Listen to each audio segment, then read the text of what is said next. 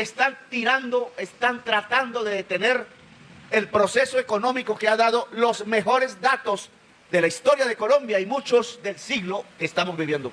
Por tanto, no es cierto que este es el peor gobierno y que es el peor presidente. ¿Cómo se les ocurre?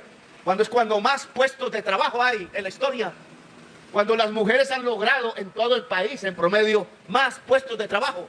Petro le calla la boca a los opositores que aseguran que ha sido un mal presidente. Con datos en mano, el mandatario desmintió cada una de las mentiras que ha construido la extrema derecha alrededor del gobierno del cambio. Están tratando de detener el proceso económico que ha dado los mejores datos de la historia de Colombia y muchos del siglo que estamos viviendo. Por tanto, no es cierto que este es el peor gobierno y que es el peor presidente. ¿Cómo se les ocurre?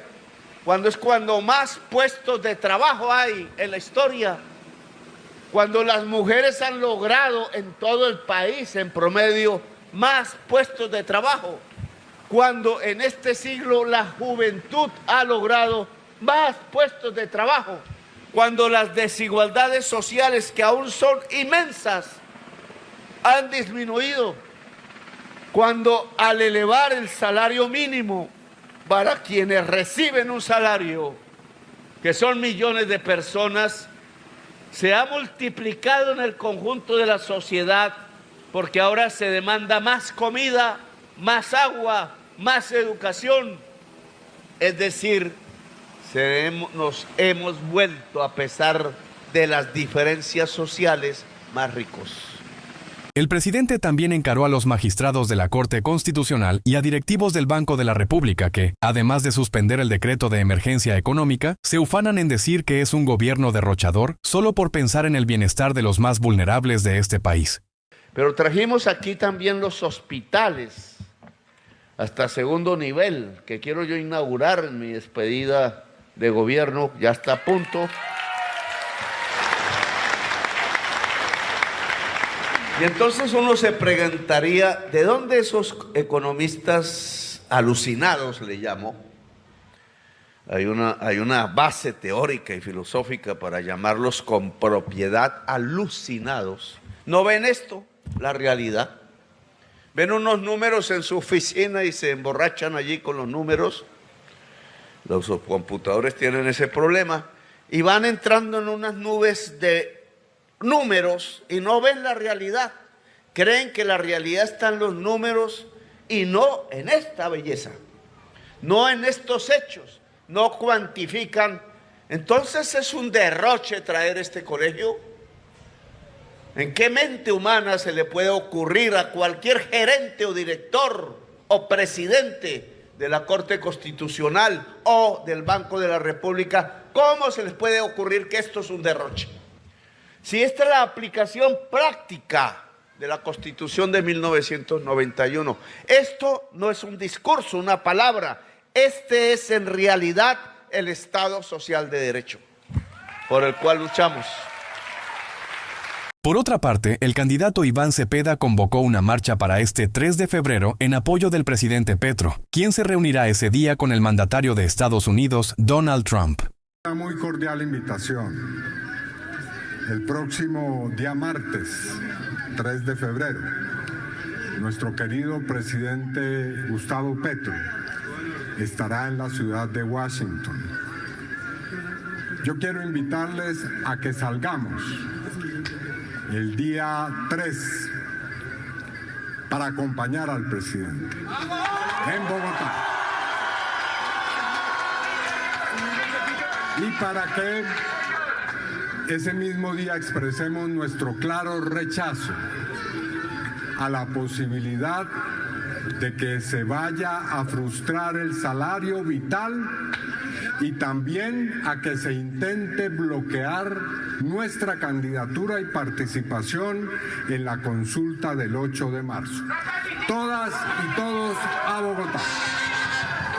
Entre tanto, el congresista Ariel Ávila se refirió a la decisión de la Corte Constitucional de suspender de manera provisional el decreto de emergencia económica y sus implicaciones en el país. Video aclaratorio, de fondo, porque aquí son tres problemas diferentes: el problema constitucional, el problema fiscal y el problema político. El problema constitucional. Los decretos de emergencia económica, los decretos de emergencia en general son de estados de conmoción interior, por ejemplo, antiguamente los estados de sitio, son bajo condiciones excepcionales. Por tanto, lo primero que está en debate es que si los hechos son sobrevinientes o no para declarar una emergencia económica.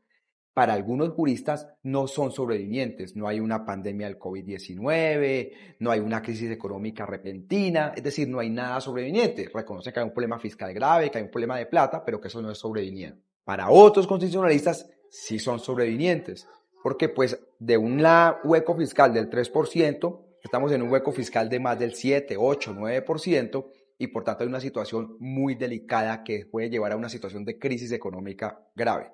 Entonces, para algunos sí es sobreviviente, para otros no.